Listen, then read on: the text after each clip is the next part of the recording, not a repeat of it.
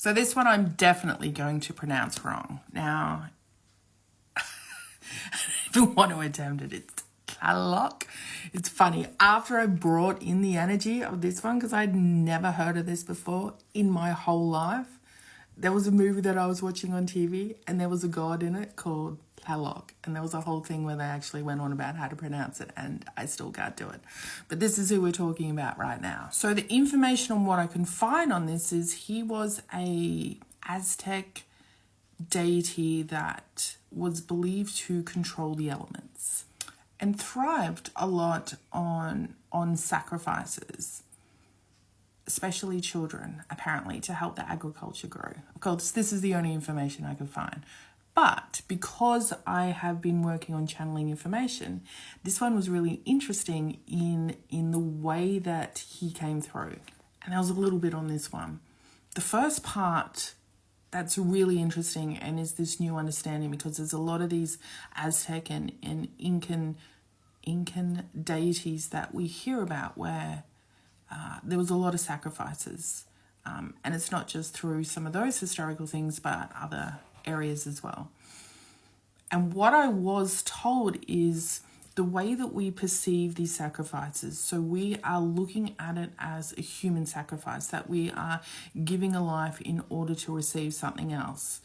The way that I was told is, for us right now, that sacrifice is us releasing something. That sacrifice is us releasing a shadow. It's releasing a part of us that we're holding on to. It's releasing a piece of us that we were holding on to that's not serving us.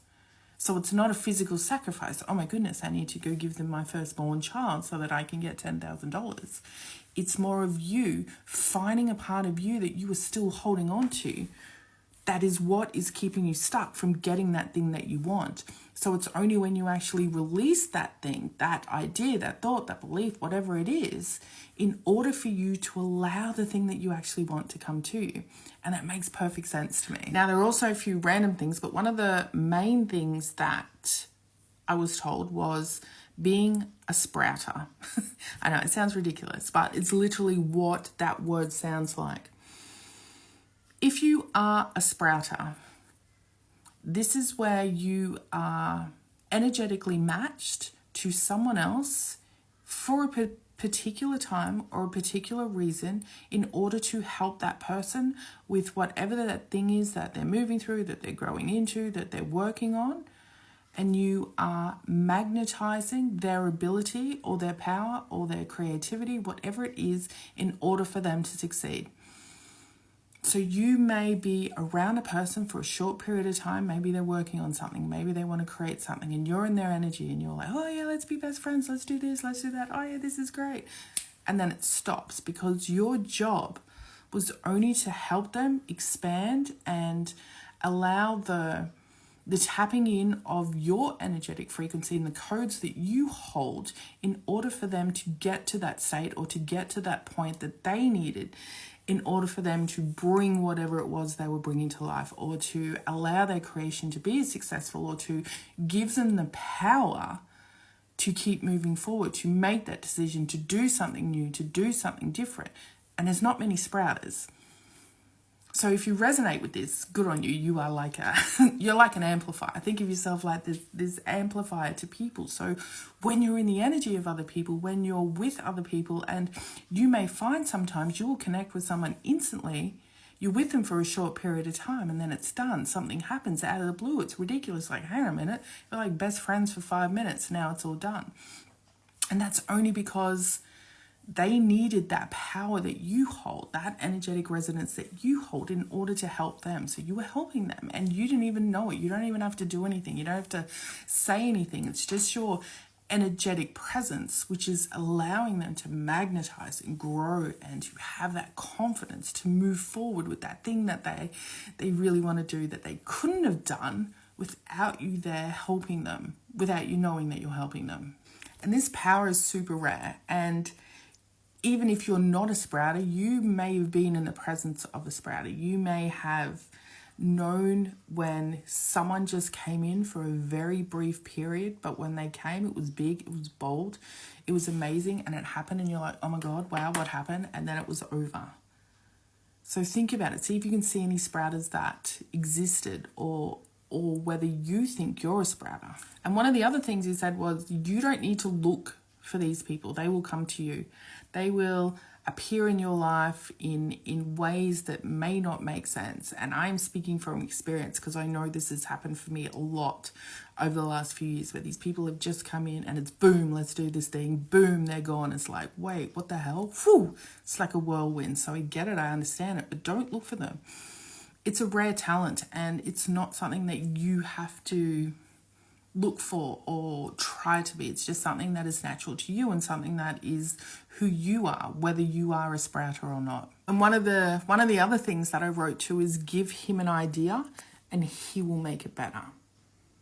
Because it's the solidity in, like, you even look at this image and the way that it came out, it's that strength and feeling of him being a solid entity that gives you that idea that he can bring in those ideas or those codes or these frequencies that you want to express, and make them feel, make them grow, make them expand into a way that maybe the person who was bringing them in wasn't able to see just yet.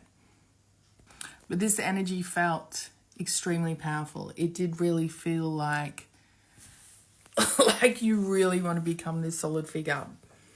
But it's in knowing and understanding that just by you being you, just by you being yourself, you're helping people sprout.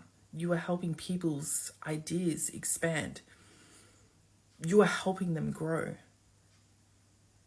Like, you could even be doing it when you're in the shop and you're walking down the street and you're just talking to someone for 5 minutes. It's like you've just expanded that person. You've just had that interaction with someone and made them maybe change their mind. Maybe you made them go do something different. Maybe you made them make a decision that they weren't able to on their own. You were constantly changing lives, and this is a really interesting energy to be in. And if you've never heard of him and you've never ever connected with the energy of that, try it and see what information you can get. Because if you're watching these videos, I am explaining how I brought in these 12 different characters, energies, entities, gods, goddesses, whatever you want to call it, to show you the power that we have within ourselves, or how we can draw on these collective ideas or energetic tones or messages for us from these creations that people already hold some belief around. So try it. Tell me what you can find when you tap into his energy.